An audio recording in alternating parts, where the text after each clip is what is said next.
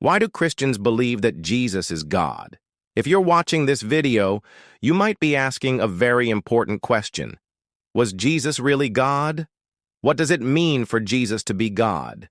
And how did Christians come up with such an idea? Now, some people think that the belief that Jesus was God appeared overnight. However, the truth is that it took decades for early Christians to come up with such a lofty title for Jesus. So, if you want to know why Christians believe that Jesus is God, here are 6 points to keep in mind. Point number 1. The belief that Jesus was God didn't appear overnight. The belief that Jesus was God didn't just appear out of nowhere. It developed gradually over several decades as Christianity spread beyond its Jewish roots and entered the Greek and Roman world. Point number 2.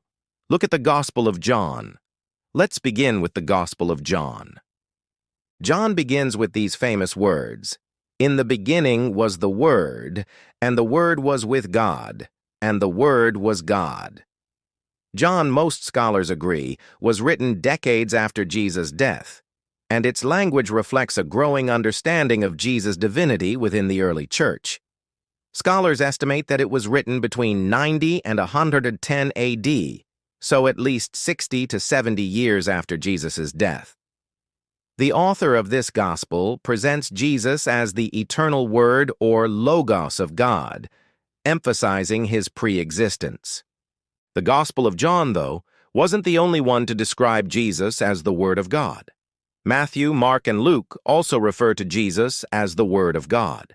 For example, in Matthew 4:16 it says, "The people who sat in darkness have seen a great light. For you who live in the region and shadow of death, a light has dawned." In Isaiah 42 it says, "Here is my servant whom I uphold, my chosen, in whom I delight. I have put my spirit upon him.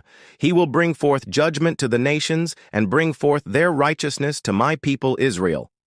Many scholars suggest that John used this idea to explain Jesus' significance to a non-Jewish audience.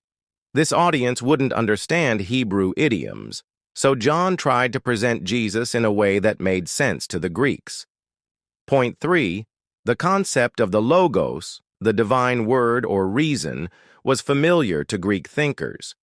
You may not realize this, but many early Christians were actually Greeks. For example, the Apostle Paul, who started many churches throughout the Roman Empire, was a Jew of Greek descent. And even though he followed Jewish customs, he still thought in Greek terms. That's why in his letters, Paul uses Greek philosophy to talk about Jesus. And the idea of the Logos, the divine word or reason, was a popular one among Greek philosophers. It made sense to them because it was a concept they were already familiar with. So when John wrote his gospel, he could easily use the idea of the Logos to explain Jesus to his readers. John knew that his audience wouldn't understand Hebrew idioms, so he tried to present Jesus in a way that made sense to the Greeks. Point 4. By the 2nd century, Christian communities were spread across the Roman Empire. By the end of the 1st century, followers of Jesus weren't just preaching in Judea anymore. They had taken the gospel message to the whole Roman Empire. And this caused a big problem because not everyone understood the Jewish background of Jesus. So Christians had to find a way to explain who Jesus was in a way that made sense to everyone. Now, in Jewish tradition, the Messiah was a chosen human leader who would deliver God's people from oppression. But in the Greco-Roman world, gods and divine men were common in religious thought. People believed that the gods often disguised themselves as humans and walked among them.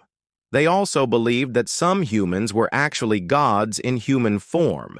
So when Christians started preaching about Jesus, people naturally assumed that he was either a human teacher or a god in human form. And since Christians believed that Jesus was both fully God and fully human, it seemed logical to emphasize his divine nature in order to appeal to a wider audience. Point 5. As Christianity spread, different groups began to emphasize different aspects of Jesus' life and teachings.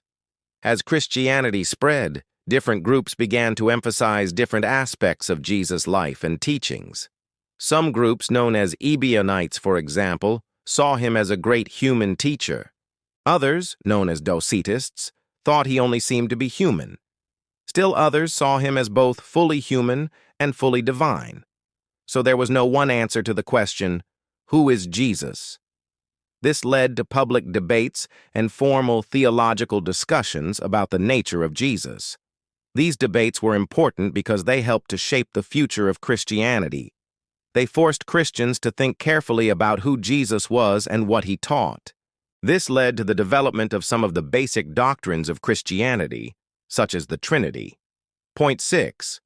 In 325 CE, church leaders met at the Council of Nicaea to settle the dispute once and for all. The Council of Nicaea was called by the Roman Emperor Constantine I, who wanted to put an end to the public debate over the nature of Jesus Christ. At the council, more than 300 bishops met to discuss the issue and ultimately agreed on a statement of faith known as the Nicene Creed. This creed declared that Jesus was begotten, not made, which affirmed his eternal existence. It also stated that he was of one substance with the Father, which formally made him equal to God. The Nicene Creed is still recited in many churches today and has been the basis for Christian beliefs about the Trinity ever since. Now there's a lot more to say on the topic of how Christians came to believe that Jesus was God. But hopefully this gives you a good overview of the main points. What do you think? How do you think early Christians came up with such an idea? Why do you think they had to change their view of Jesus over time? Share your thoughts in the comments below. And now let me give you a quick announcement. On our channel, we've been exploring the origins of Christian beliefs and practices. We've covered topics such as, where did the word Christmas come from? Why do Christians eat fish on Fridays? And does the Bible really say that homosexuality is a sin? We've done our best to answer each of these questions with as much accuracy and neutrality as possible, relying on historical evidence and avoiding personal opinions or biases. Our goal has been to provide you with a better understanding of your faith and to help you think more deeply about your beliefs. If you enjoyed learning more about your faith, please consider subscribing to show your support. Let me also share a funny story with you.